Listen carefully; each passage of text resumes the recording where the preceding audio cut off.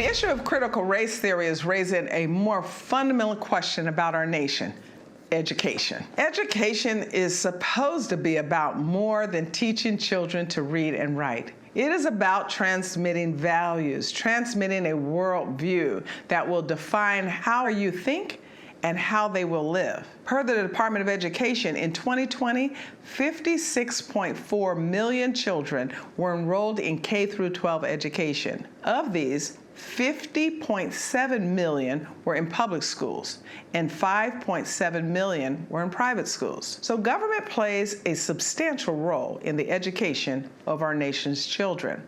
Per the Department of Education, in quotes, each educational institution that receives federal funds for a fiscal year is required to hold an educational program about the U.S. Constitution for its students, end quote. In a 2020 survey done by Pew Research just prior to the presidential election, 80% of Donald Trump supporters and 77% of Joe Biden supporters said regarding the opposition, end quote, not only do we have different priorities when it comes to politics, but we fundamentally disagree about core American values, end quote. Well, if half the country disagrees with the other half about core American values, what exactly can we expect public schools, government-funded public schools, those receiving federal funds, what do we expect them to teach regarding the nature and purpose of our Constitution or about our nation's history? In a more recent survey done by Morning Consult Politico, of those who said that they had seen, read, or heard a lot about critical race theory, 7% of Democrats and 78% of Republicans described it as negative. Among all voters, 36% said it shouldn't be included in K-12 curriculum, and 32% said, yes, it should be included. We're not talking here about difference of opinion regarding enacting some new national holiday or difference of opinion about a particular government spending program. We're talking about fundamentally different worldviews about our nation's history and our nation's culture. In one view, our nation is rooted in and defined by racism and oppression. In another view, the nation's founding was a landmark moment in human history in which, for the first time in human history, a society would be defined by liberty, justice, and equality before the law. So one question is, can we have a school system that mixes oil and water?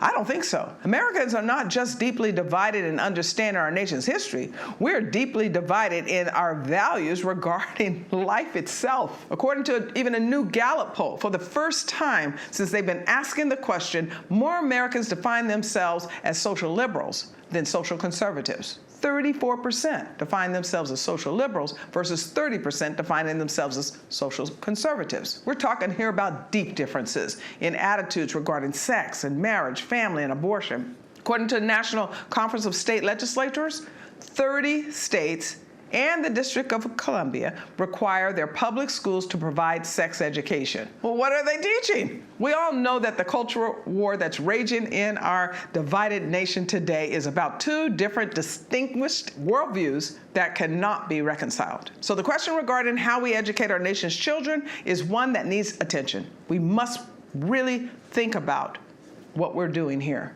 I think it is not rational nor reasonable to continue to insist that we have this universal public school system. I think that there is only really one answer here. And if we can all agree that our nation is about freedom, we should be able to agree that it's time for parental choice in education across the nation. It's time to let parents decide where their children will go to school, what their children will learn.